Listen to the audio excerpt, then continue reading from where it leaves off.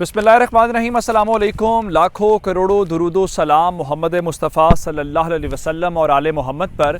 मैं हूँ उमर दराज गोंदल और आप मेरा यूट्यूब चैनल देख रहे हैं। गुज़श्ता 24 घंटों के अंदर जो कुछ हुआ है उन वाक़यात के बाद मालूम ये होता है जैसे यूक्रेन के सदर बेचारे मगरिब की जानिब देख रहे थे, लेकिन मगरिब की जानिब से जो उनकी मदद नहीं आई, तो उसके बाद वो, मैंने आपको पहले भी कहा था कि हिम्मत हारते हुए नज़र आ रहे हैं और उन्होंने बाकायदा तौर पे अब पुतिन से कहा है कि वो उनके साथ टेबल टॉक पे आ जाएं, मुज़ाकरात करें। और इस सिलसिले में क्रेमलिन की जानिब से बाकायदा बयान भी जारी हो गया है यूक्रेन के सदर की इस पेशकश के हवाले से। लेकिन इससे बड़ी खबर ये है कि पुतिन इस वक्त पूरे यूक्रेन के ऊपर कब्जा तो करना चाहते हैं और बात अब कीव जो दारुल हुकूमत है वहाँ तक पहुँच गई है।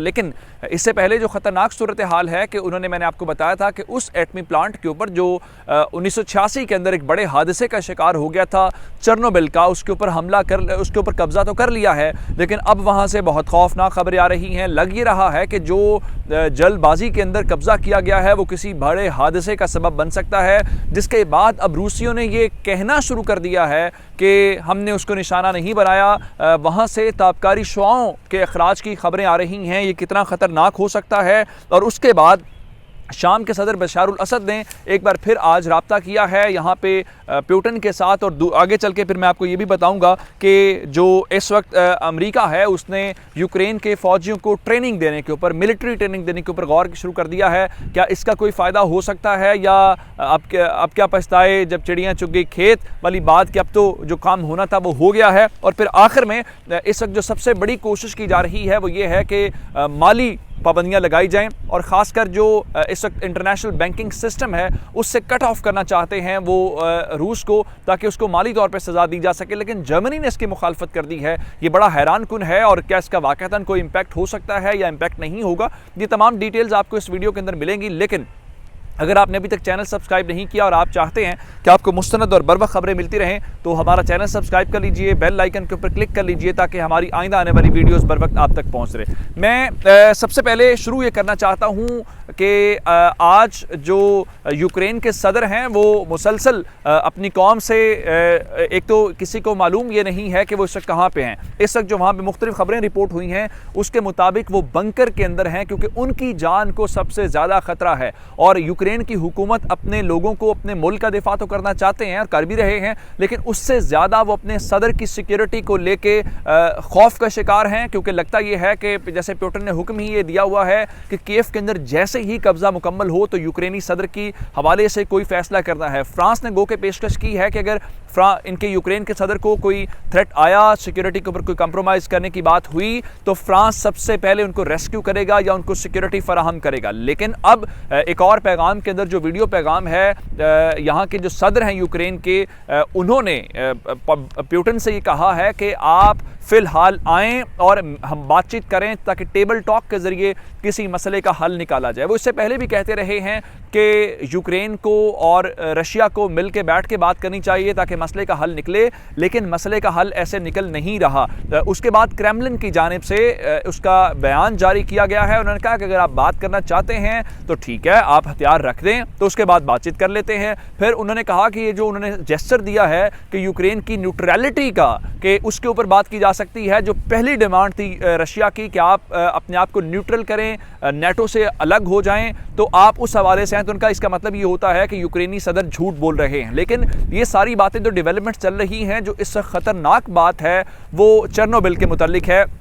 मैं आपको बताना ये चाहता हूँ, जब सोवियत यूनियन था और ये यूक्रेन खुद हिस्सा था सोवियत यूनियन का, तो इसके इलाके चेर्नोबिल के अंदर जो है एक एटमी रिएक्टर था और उसके 1986 के अंदर वहाँ पे एक टेस्ट किया गया और उस टेस्ट के नतीजे में जो तबाही मची वो सब जानते हैं। हत्ता कि कहा जाता है कि वो इलाका ऐसा है जहाँ पे हज़ारों साल बाद भी इंसान बसने के काबिल नहीं हो सकता। आज तक वहाँ पे लोगों का उस इलाके में कोई जा भी नहीं सकता, ममनुआ इलाका है। लेकिन उसकी शुआओं या उसके असरात की वजह से जो आसपास के इलाके हैं वहाँ तक भी आज भी लोग, जो एक नॉर्मल इंसान है, वो पैदा होना मुश्किल है। और मजमूई तौर पे उसके बराह रास्त डायरेक्ट या इनडायरेक्ट असरात की वजह से 93,000 अफराद जो हैं उनकी अब तक जान चली गई है। लेकिन गुज़श्ता रोज़ ही ये खबर आ गई थी कि जो रशिया है, रशिया ने चेर्नोबिल के इलाके के अंदर जो है वो पैराट्रूपर्स के ज़रिए कब्जा कर लिया है और यहाँ पे पैराट्रूपर्स को अपॉइंट कर दिया है ताकि मज़ीद जो है वो चीज़ें ना आए। जिसके बाद आज जो ख़तरनाक खबर आई है, जो यूक्रेन के हुकाम इस वक्त बता रहे हैं, उनके मुताबिक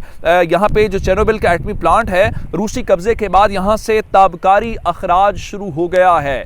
यानी जो शुआएं हैं रेडियो एक्टिव जो हैं वो उससे वो वहाँ से निकलना शुरू हो गई हैं और उनके मुताबिक इसका अखराज में इजाफा हो रहा है और ताबकारी इस वक्त जो आम तौर पे काबिल कबूल हद है उससे ज़्यादा है। और इसकी वजह क्या है, मौजूदा सूरत हाल मालूम करना उनके मुताबिक बहुत मुश्किल है। लेकिन जो रशिया है वो कह रहा है कि उन्होंने जो चेर्नोबिल का प्लांट है उसको इस लम्हे तक निशाना नहीं बनाया और इस खबरों में कोई सदाकत नहीं है। और उन्होंने कहा कि हमने कोशिश ज़रूर की है कि यहाँ पे जो दहशतगर्द अनासिर हैं या वो अनासिर जो शरपसंदी कर सकते हैं उनसे महफूज रखने के लिए उन्होंने इक़दाम ज़रूर किए हैं।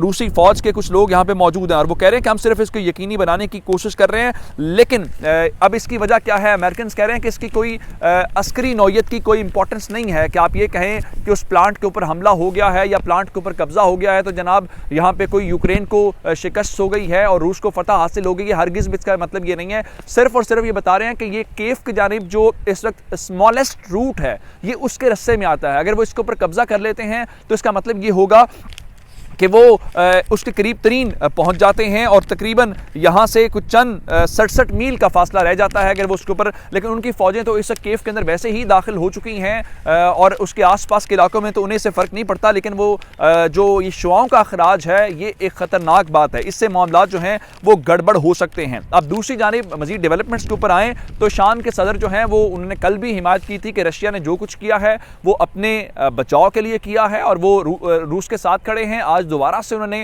पुतिन के साथ राब्ता किया है और उनको बैक किया है, उनके इक़दामात की उन्होंने हिमायत की है। और उसके बाद जो है एक और बात, अमेरिका को अब समझ नहीं आ रही है। अमेरिका दावे बहुत कर रहा था, बचाने की कोशिश भी कर रहा था, बातें कर रहा था, लेकिन वो बचा पाया नहीं है। अब खबर ये है कि अमेरिका के जो वज़ीर दिफा हैं उन्होंने हाउस ऑफ रिप्रेजेंटेटिव्स के ग्रुप को बताया है कि जनाब आप हौसला रखें, हिम्मत रखें, अमेरिका अपने इत्तेहादियों को छोड़ेगा नहीं। और अमेरिका ने यहाँ पे जो यूक्रेनी फ़ौजी हैं उनको ट्रेन करने का फ़ैसला कर लिया है। ये ट्रेनिंग कैसे होगी इस बारे में अभी तक किसी को मालूम नहीं है कि जंग के दौरान आप कह रहे हैं कि आपकी फ़ौज यूक्रेन के अंदर नहीं जाएगी, नेटो कह रहा है कि हमारी फौज नहीं जाएगी, तो फिर आप उन फौजियों को ट्रेन कैसे करेंगे, ये किसी को कुछ मालूम नहीं है। और फिर जब जंग शुरू हो गई है, उनके ऊपर हमले हो रहे हैं, तो उस वक्त आप उनको कैसे बचाएंगे, कैसे ट्रेन करेंगे, ये किसी को समझ नहीं आ रही। दूसरे नंबर के ऊपर चल के एक और जो डेवलपमेंट है, यूके वाले ये कह रहे हैं जी पूरे का पूरा जो यूक्रेन है वो रशिया हड़प करना चाहता है। ये बातें ठीक होंगी, लेकिन अब तक जो यूक्रेन के सदर ने कहा वो बात दुरुस्त होती हुई साबित हो रही है, जिस पे उन्होंने कहा था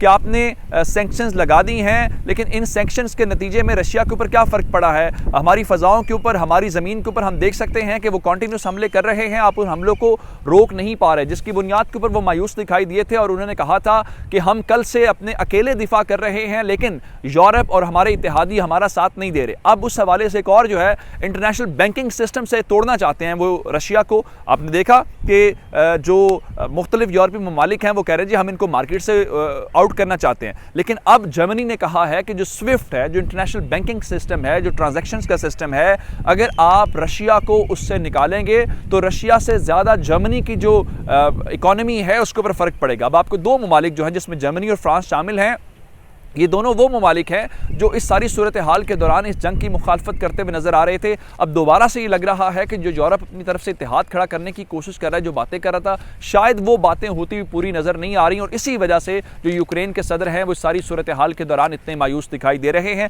मजीद डेवलपमेंट्स लेकर आपकी खिदमत में हाजिर होंगे। मुझे उमर दराज गोंदल को फेसबुक, ट्विटर, इंस्टाग्राम के ऊपर फॉलो कर सकते हैं। मेरा यूट्यूब चैनल सब्सक्राइब कीजिएगा। आपकी इस बातों का बहुत शुक्रिया। खुदा हाफिज़।